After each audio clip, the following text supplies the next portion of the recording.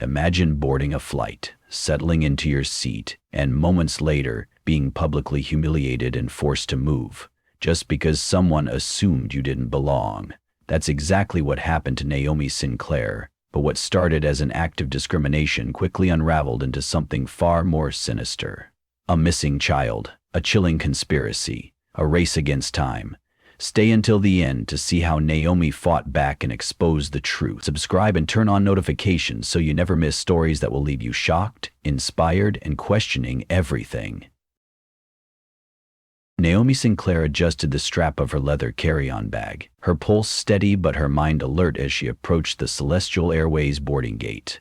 The flight to Paris was supposed to be a routine trip, yet something about today felt strangely off, though she couldn't place why.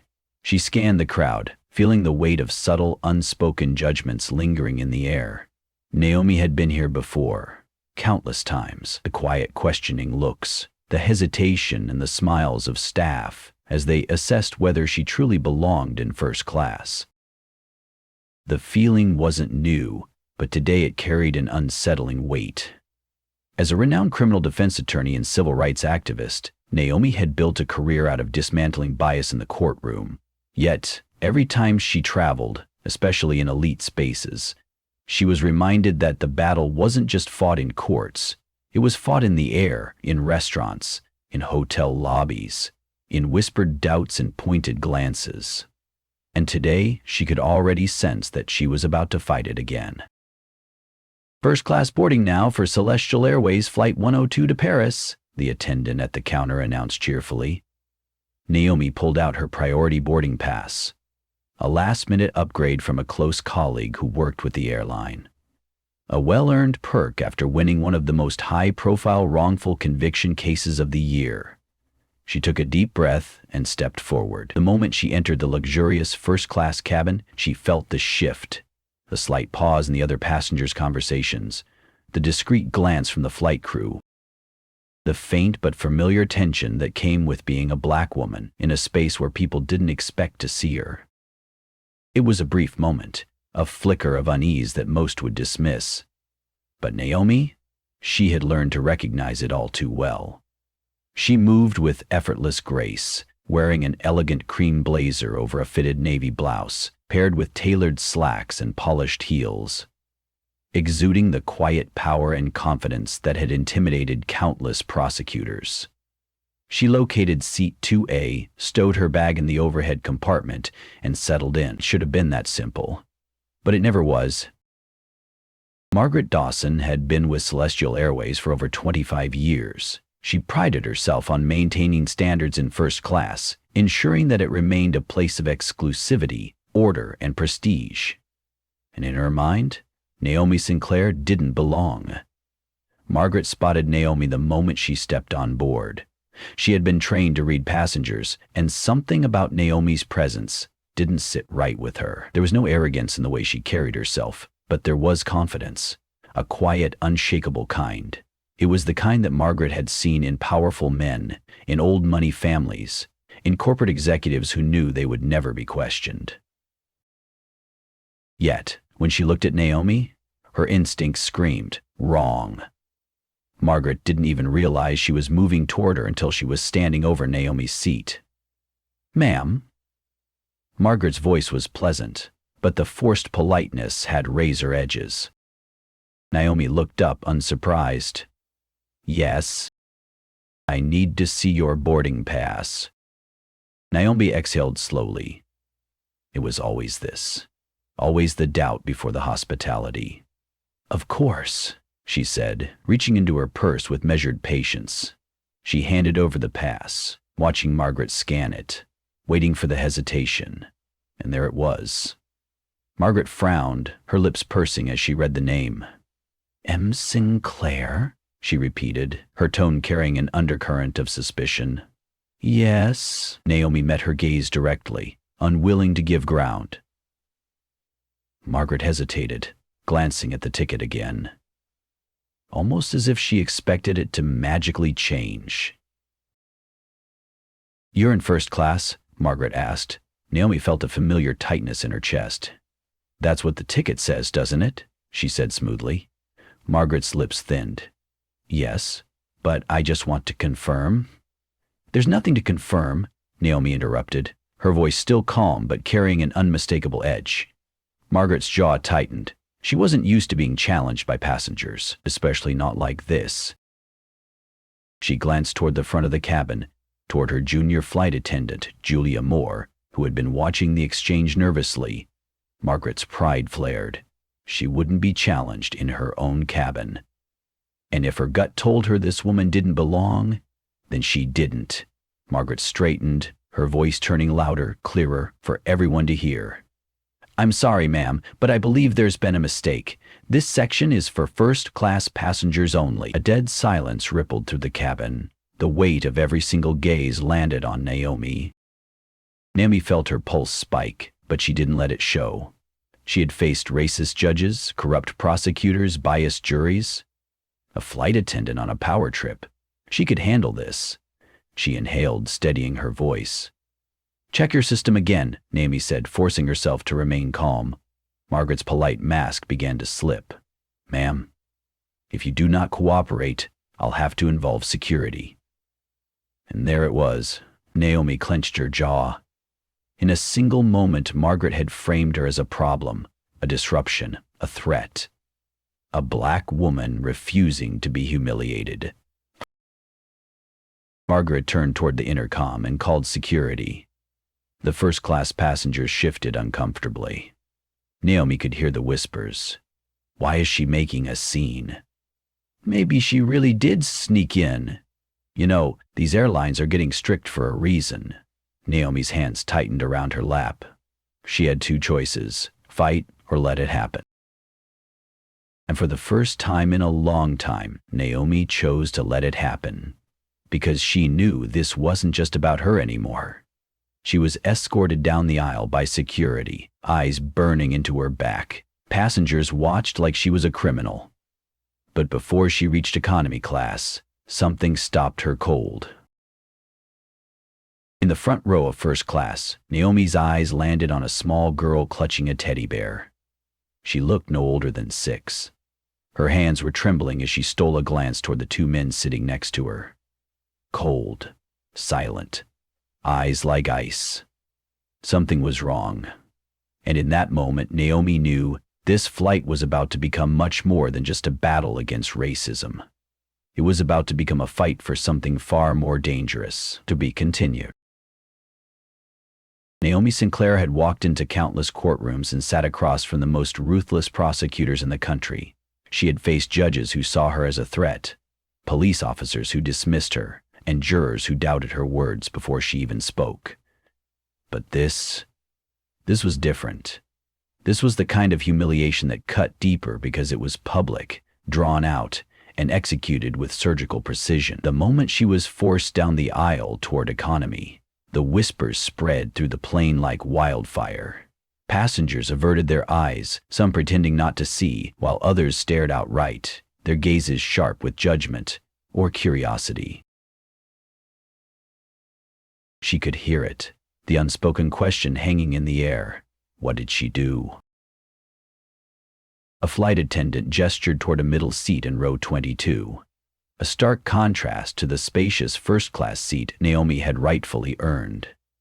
Naomi clenched her jaw and lowered herself into the cramped space, her body stiff. The man in the aisle seat barely moved to let her in, forcing her to press against the stranger in the window seat. The claustrophobic space felt suffocating.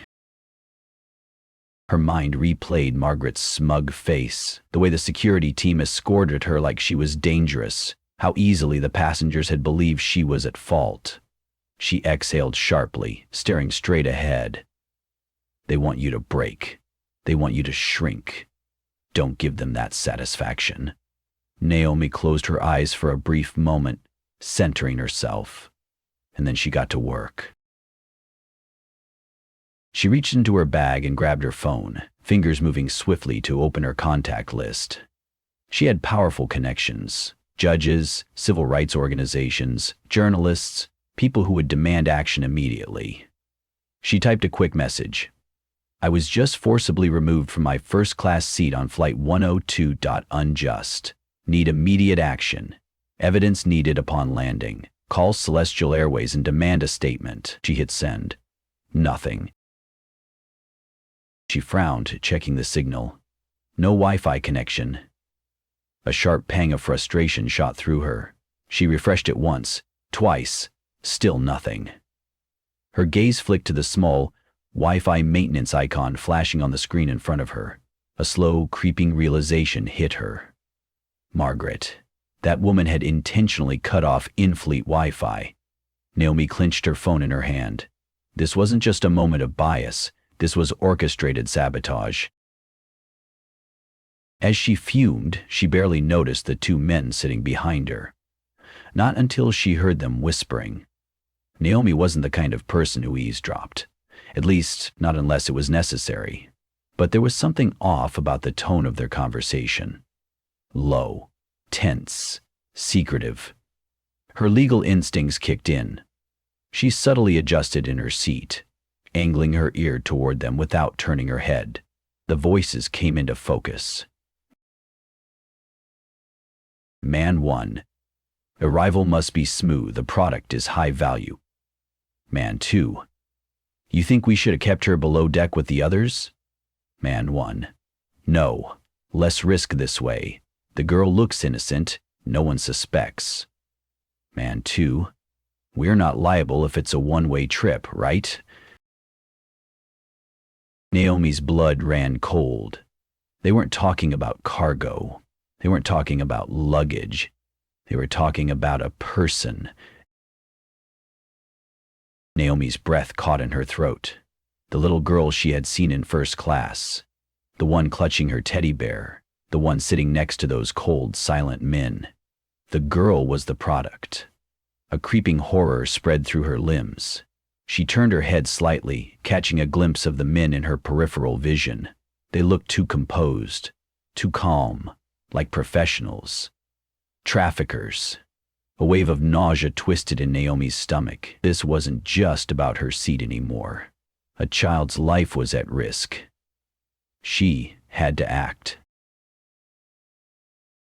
Naomi unbuckled her seatbelt, her hands trembling slightly. She needed to tell someone. She turned toward the nearest flight attendant, but before she could open her mouth, a familiar voice made her stomach tighten. Margaret. She was standing just a few feet away, her arms crossed, already watching Naomi like a hawk. Naomi inhaled deeply and approached. Excuse me, Naomi said, forcing calm into her voice. Margaret raised an eyebrow.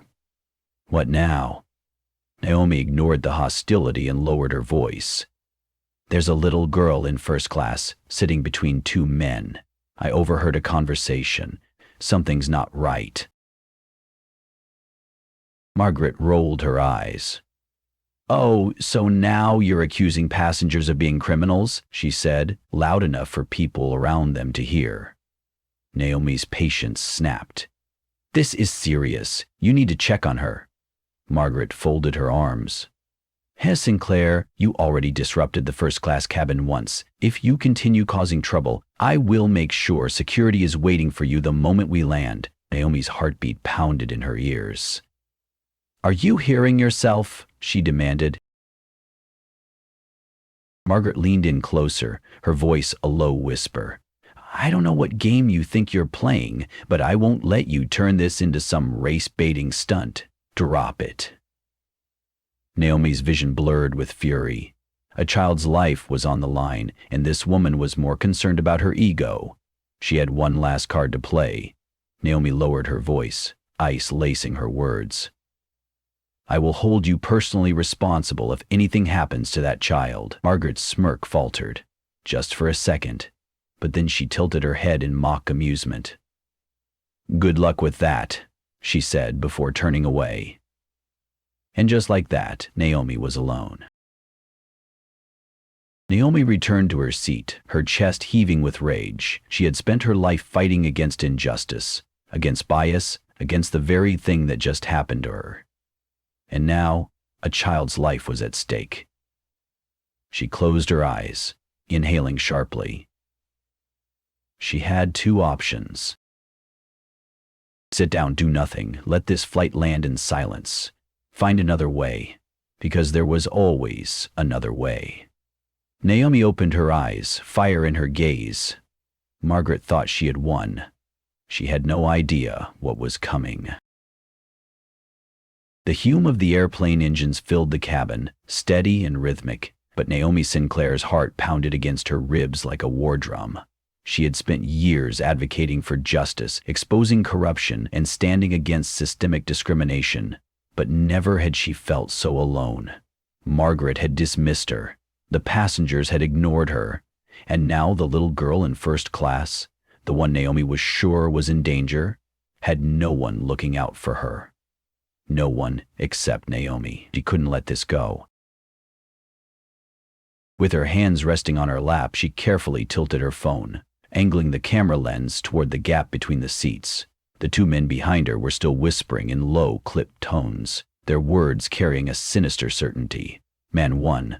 The switch needs to happen before descent. We can't risk delays on the ground. Man 2. She'll be quiet. She knows what happens if she isn't. Man 1. We only need 5 minutes alone. Naomi pressed record. The phone's microphone picked up their conversation, and she kept her movements deliberate, her breaths shallow, her pulse erratic. This was evidence. This was proof. But just as she stopped the recording and lowered her phone into her lap, one of the men leaned forward, his voice slicing through the hum of the engines. "Enjoying the show?" Naomi froze. Her fingers curled around the phone as she forced herself to turn her head just slightly, meeting his eyes. The man's gaze was unreadable, but there was something about the way he looked at her. Calculated, assessing, dangerous. Then, in one smooth motion, he reached into his pocket, pulled out a folded napkin, and placed it on her tray table.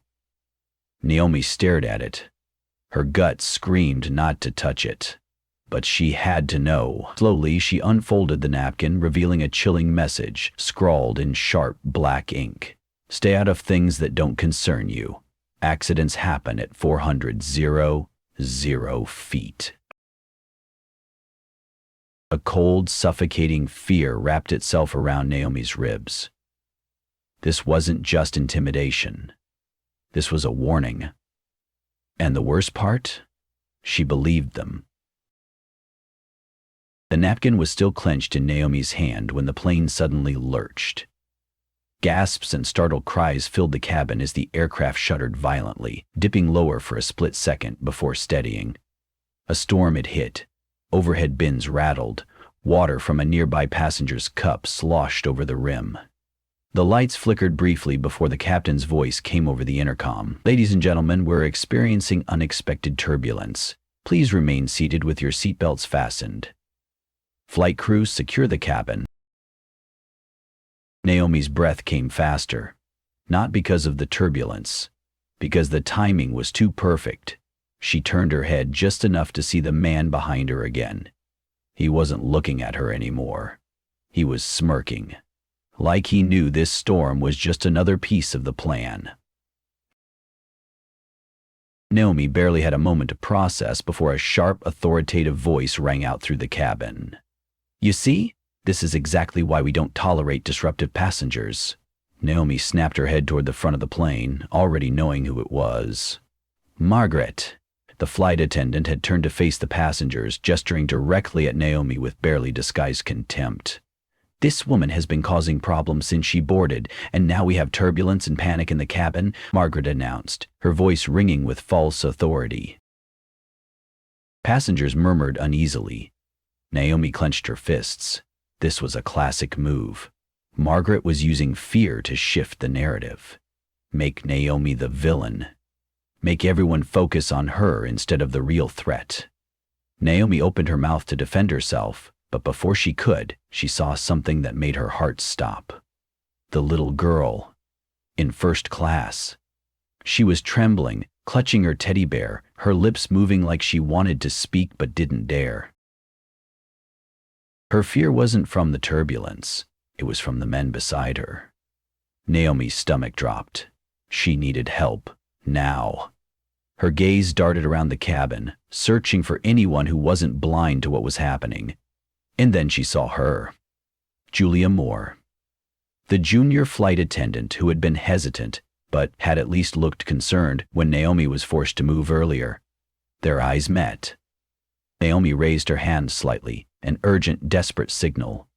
Julia hesitated, but she was listening. Before Naomi could move, a commotion erupted in first class. A man suddenly slumped forward in his seat, convulsing violently. A passenger screamed.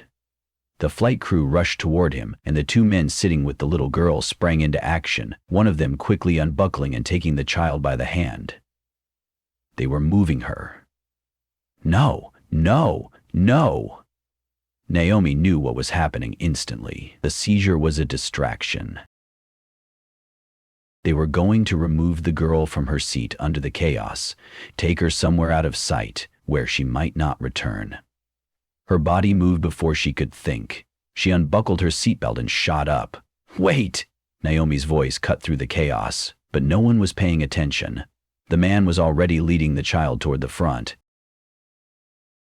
No one was stopping him. Not the flight attendants, not the passengers, not even Julia. Naomi's heart slammed against her ribs. If she let them walk through that curtain, the girl was gone. She couldn't let that happen. She lunged into the aisle, past startled passengers, past Margaret's furious gasp, and grabbed the girl's wrist. "Sweetheart," Naomi said, her voice low, calm but urgent. "Are you okay?" The girl's eyes widened. She hesitated, and in that moment, Naomi knew she didn't want to go. The man holding her tightened his grip, yanking her back. "Mind your business, lady," he snarled. Margaret stormed forward. "That's it. Security will meet you the moment we land," she barked. Naomi's grip on the girl loosened for half a second. It was enough. The man ripped the child away and disappeared behind the first-class curtain. Naomi felt her breath leave her body. Margaret was still yelling. The passengers were still whispering. But all Naomi could hear was the roar of blood in her ears. The girl was gone. And if Naomi didn't act now, she would never be seen again. Naomi's heart slammed against her ribs, her breath coming in shallow, ragged bursts. The little girl was gone. Taken. While everyone was watching. And no one had done a thing. The first-class curtain had swallowed her whole, and now Naomi was staring at the closed fabric like it was a solid wall. She could still be on the plane. She could be hidden somewhere. But for how long? She had to act. Naomi turned, frantically searching the cabin for the only person who might listen to her. Julia Moore. The junior flight attendant stood near the galley, clutching a tray of drinks, her fingers visibly trembling. Their eyes met. Naomi didn't waste a second. She moved fast, stepping into Julia's space and grabbing her wrist, not in desperation, but with a quiet, urgent intensity.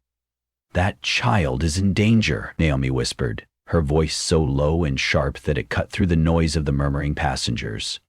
Julia flinched, looking around nervously. "Listen to me," Naomi said, gripping tighter. "You saw what happened. You know something is wrong." Julia hesitated. Naomi could see the war raging inside her. Fear, uncertainty, the heavy weight of authority pressing on her shoulders.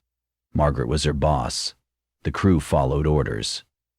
But deep down, Julia knew. "Please," Naomi whispered, her voice cracking just slightly. "You have to help me." For a split second, Naomi thought she'd lost her. Then Julia's hand tightened around Naomi's. She nodded. Small, but firm.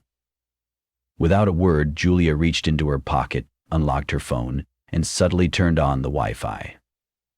Naomi's phone buzzed in her lap, connection restored. Naomi moved fast. She opened her messages and typed with lightning speed. "Urgent. Child abduction in progress on Flight 102. Don't tell me in first class. She was taken during a staged medical emergency. Authorities must be ready upon landing. I need verification now." She sent the message to 3 of her closest contacts. Elijah Patel, a journalist who would break the story in seconds. Special Agent Marissa Green, an FBI contact in human trafficking cases. Judge Carlton Hayes, a legal powerhouse who had Celestial Airways executives on speed dial. Within 30 seconds, she saw the typing indicators appear. Elijah. Wait, what? I'm on this. Confirming now. Marissa. This is serious. I'm calling in an alert. Get eyes on the girl. Judge Hayes. They won't ignore this once I make the call. Naomi's pulse thundered. It was happening. People were listening. But she still needed to find the girl before it was too late. Naomi's fingers were still hovering over her phone when she noticed something else. The trafficker who had taken the girl had never returned. Her chest tightened. She scanned first class, looking for any sign of movement. Nothing. The man who had staged the seizure was sitting upright now, drinking water, completely fine. No medical distress. No panic. The entire emergency had been fake. And the girl was still gone. Naomi's entire body locked up with fear. She shot out of her seat. Passengers gasped as she stormed toward first class, pushing past confused faces, past the curtain, and slammed straight into Margaret. Margaret's smug face filled Naomi's vision, her arms crossed, her stance wide. Enough, Margaret hissed, blocking the aisle. You're done causing problems on my flight. Naomi's breath came fast and sharp. You don't understand, Naomi snapped. A little girl was taken. Margaret let out a cold laugh. You mean the one you're obsessed with? She mocked. I told you to drop it. You've disrupted my crew. You've upset the passengers, and if you don't sit down right now... Naomi didn't let her finish. She grabbed Margaret's wrist, hard. Margaret gasped, outraged. Get out of my way, Naomi growled, her voice lethal with fury. Margaret recoiled. Naomi shoved past her. Passengers stared. And then, a voice rang out. Wait, what did she just say? The voice belonged to Oliver Grant, an A-list celebrity seated in first class. Naomi whirled around, her chest heaving. Margaret's face paled. Grant was watching Naomi now, really watching, his brows furrowed. What did you just say? He repeated. Naomi's throat tightened. Her next words could mean everything, so she made them count. A child was taken from this plane, she said, her voice carrying through the entire cabin. She's missing, and they did it right in front of all of you. Passengers shifted uneasily. Margaret laughed, but there was a nervous edge to it now. She's making things up, Margaret snapped. She's been trouble since...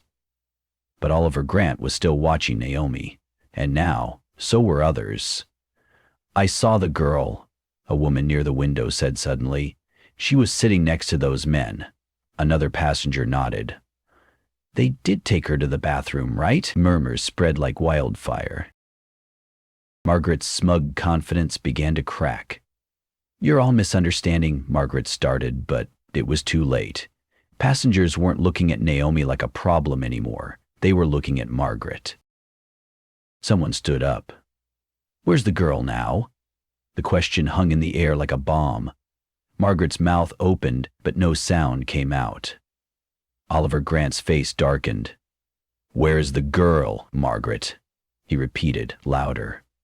People began standing. Margaret's composure finally shattered.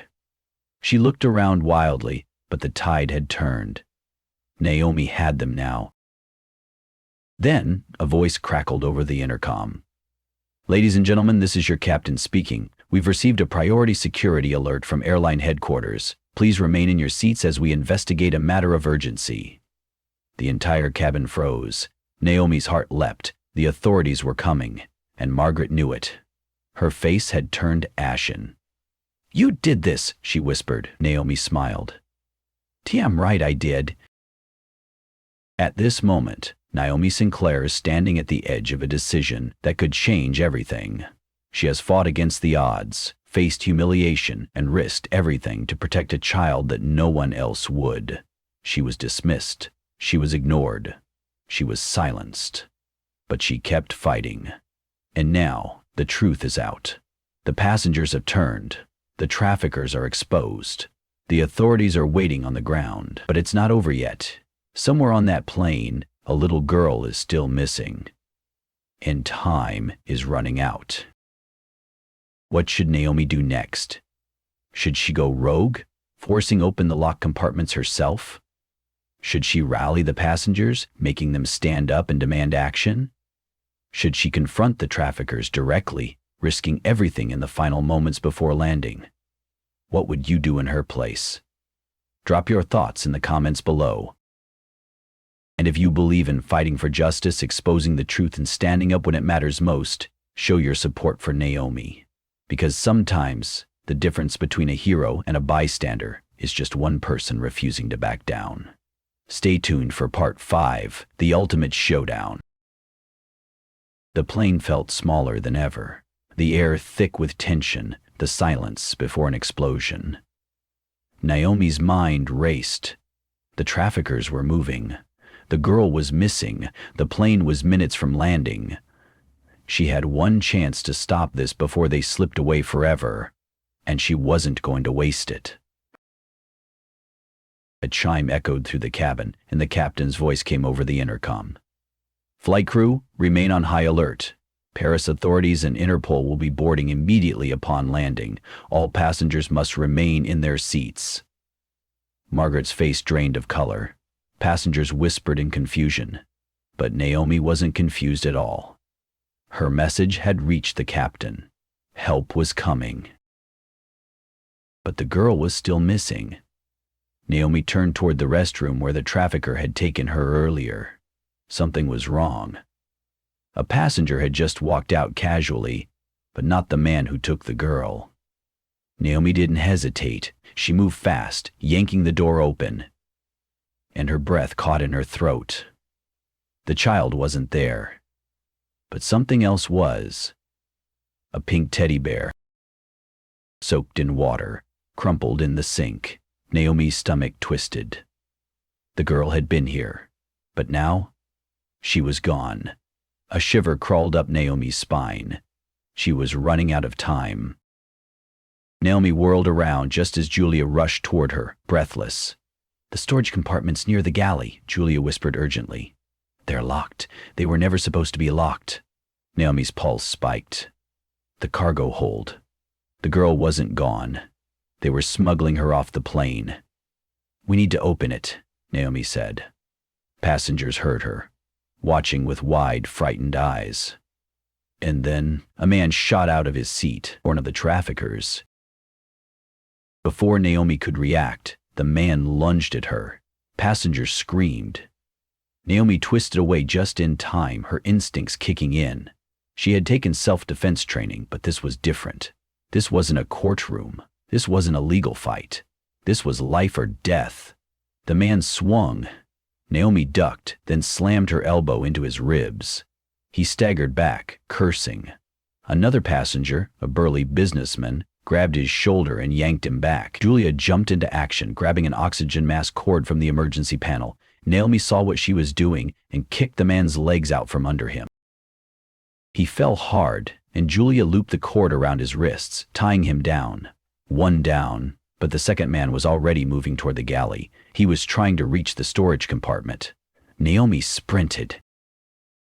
The second trafficker was fumbling with the lock, his fingers shaking. Naomi lunged at him, slamming him into the wall. Passengers gasped. Somebody help her, a voice shouted. 3 people jumped forward, a young man, a middle-aged woman, and Oliver Grant. Together they pulled the man away. Julia, shaking but determined, yanked open the storage compartment. The entire cabin seemed to hold its breath. It's in there.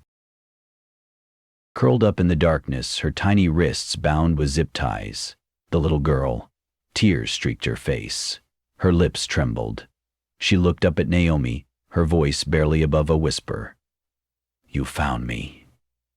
Naomi's heart cracked. She scooped the girl into her arms, holding her close. You're safe now, Naomi whispered. The moment the passengers saw the girl, everything changed. Gasps rippled through the cabin. People stood, furious, horrified. A woman covered her mouth in shock. "They were really going to take her?" someone whispered. Margaret, still standing frozen near first class, took a shaky step forward. This has to be some kind of misunderstanding," she stammered. Passengers turned on her. "A misunderstanding?" "Ooh," a man barked. "You let those men take a child." "You told us she was lying," a woman yelled, pointing at Naomi. Margaret's face twisted with panic.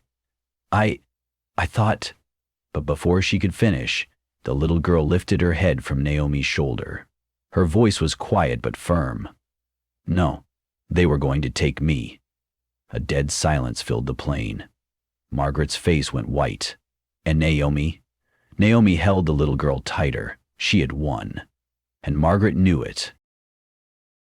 The plane touched down in Paris. Before the wheels had even stopped rolling, flashing red and blue lights filled the windows. Interpol, French authorities, FBI agents. The moment the doors opened, they stormed the cabin. The traffickers? Dragged off in handcuffs. Margaret? Escorted off by airline security. She didn't even look at Naomi, but Naomi didn't care. Because as she stepped off the plane, still holding the little girl in her arms, she saw something that made her throat tighten. A woman running through the airport, tears streaming down her face. The little girl's mother. The child burst into sobs, reaching out. Naomi let go, watching as the mother collapsed onto her knees, clutching her daughter like she'd never let go again. Tears welled in Naomi's eyes. She had spent her whole life fighting for justice. But this was worth more than any courtroom victory. And as reporters flocked to her, cameras flashing, questions being thrown in every direction, Naomi simply turned, walked toward the exit, and whispered to herself, "This is just the beginning."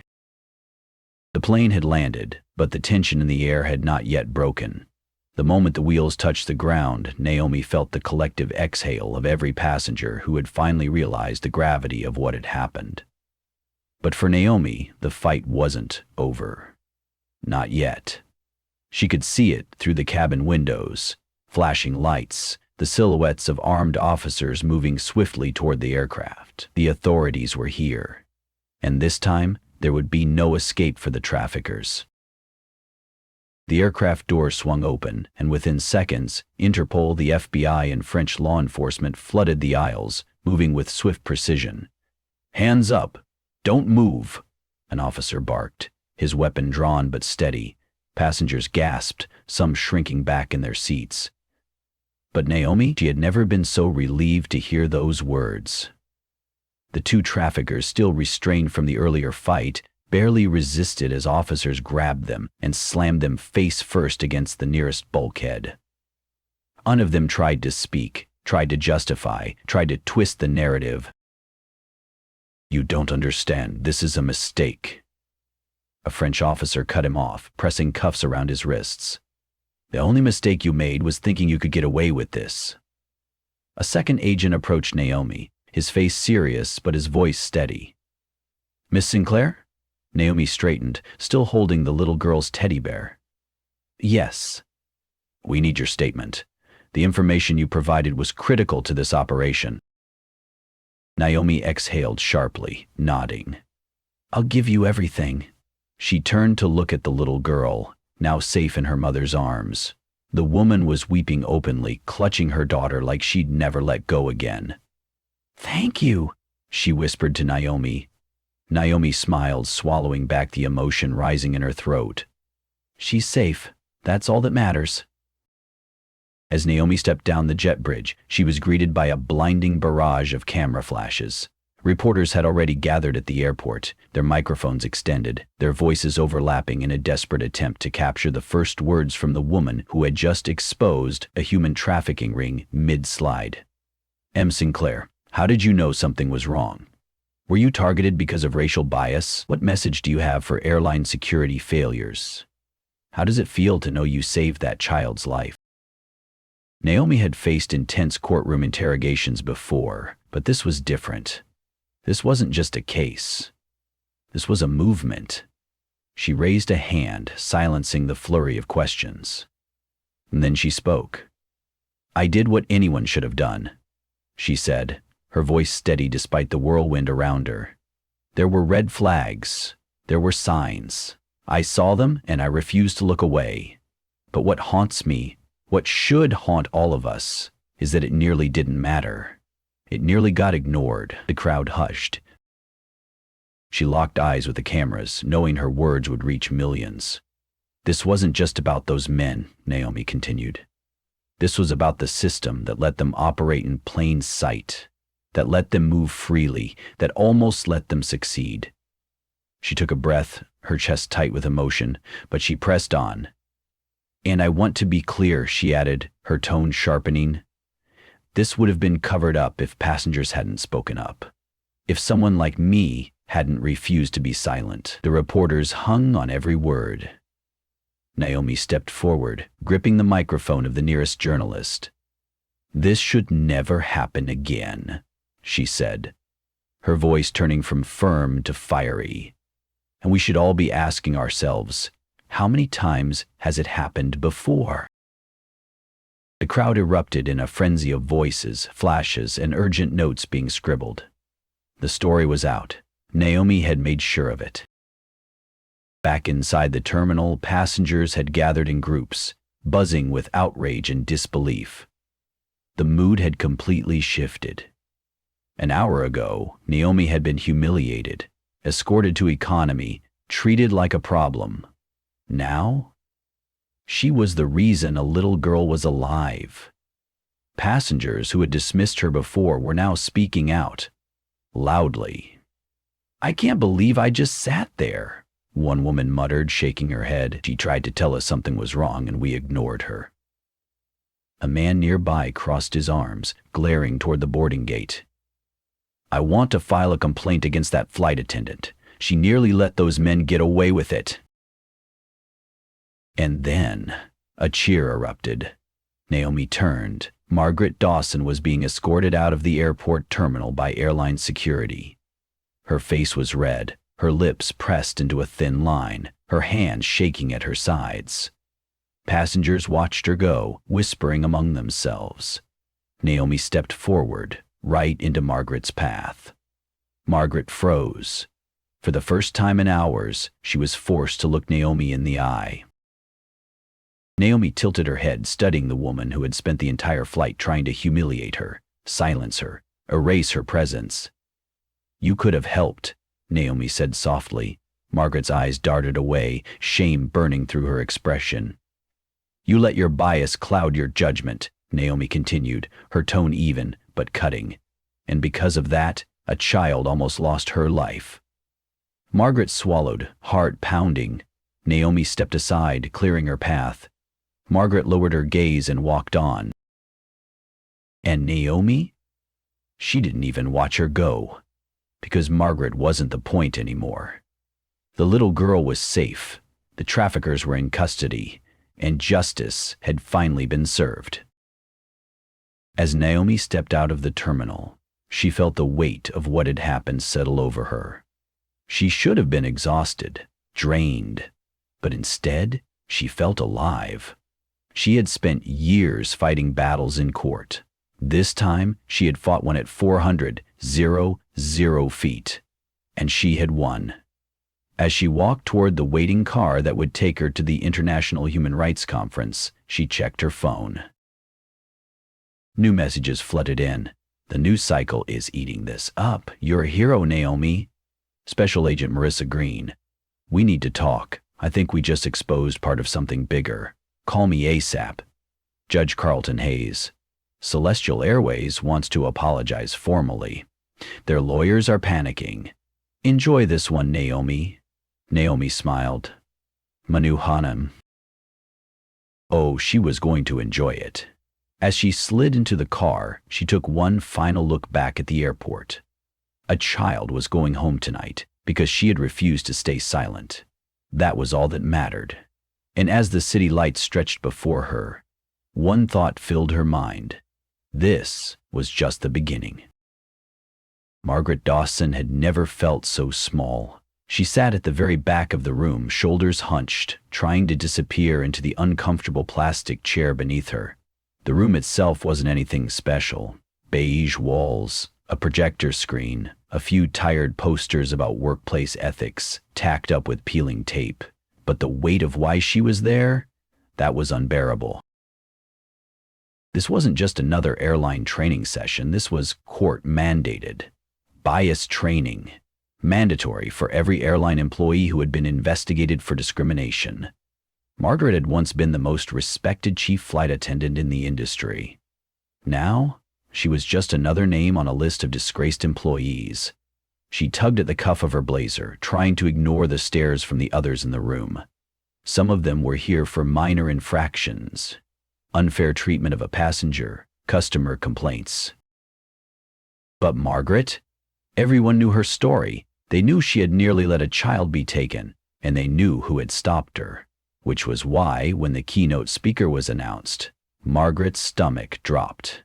Because the woman who stepped onto the stage, the woman who commanded every eye in the room, was Naomi Sinclair. Margaret's fingers dug into her lap. She couldn't look away as Naomi walked across the stage, her presence strong, composed, effortless. She wasn't the same woman Margaret had thrown out of first class. She was more powerful than ever. Naomi adjusted the microphone, scanning the room. When her eyes passed over Margaret, she didn't flinch. Didn't pause, didn't acknowledge her, and somehow that was worse than if she had. Margaret wasn't important enough to be addressed directly. She wasn't even worth Naomi's time. But Naomi's words, they landed like a hammer.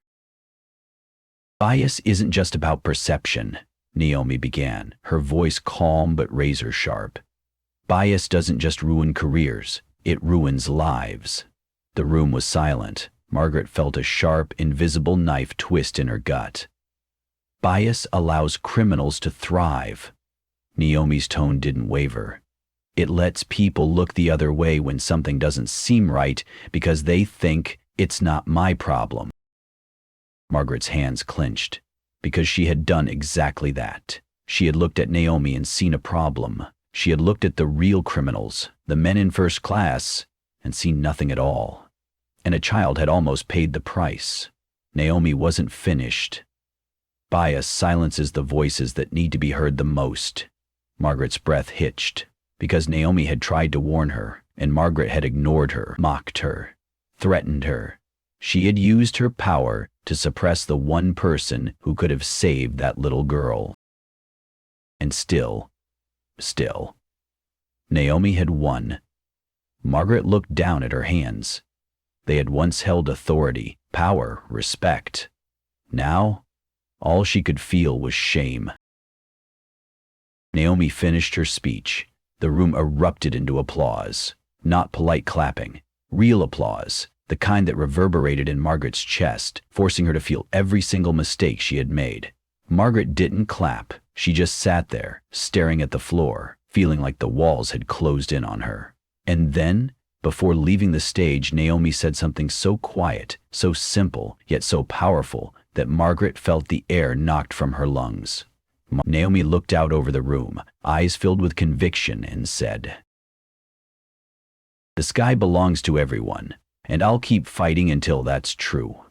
Margaret finally let out a breath she didn't realize she had been holding, because she understood in that moment what she had never seen before. Naomi wasn't just some passenger she had dismissed. She was a force that wasn't going to stop, a force that had already changed everything. And Margaret? She would have to live with the knowledge that she had been on the wrong side of history. As Naomi stepped off the stage, she didn't glance back. She didn't need to. Margaret would carry the weight of that moment for the rest of her life. And Naomi? She had work to do. She had bigger battles to fight. Because this was never just about one flight. It was about every injustice, every voice silenced, every person who had ever been told they didn't belong. As she walked out of the conference hall, The sun stretched across the sky above her sky. A sky that, one day, would truly belong to everyone. And as she disappeared into the world, she was still determined to change. Her final thought was simple: this is just the beginning. Naomi Sinclair was never supposed to be the hero of this story. She was supposed to take her seat, stay quiet, and ignore the unease twisting in her gut. She was supposed to accept the injustice done to her, to all of us who have ever been dismissed, doubted, or silenced. But she didn't. She fought back. She stood up when no one else would. And now, because of her, the truth is unraveling. The traffickers are exposed, the passengers are finally listening, and the authorities are waiting on the ground. But there's still one battle left. Naomi is running out of time. A child is still missing. Danger is still lurking. The people who tried to silence her aren't done fighting. What happens next could change everything.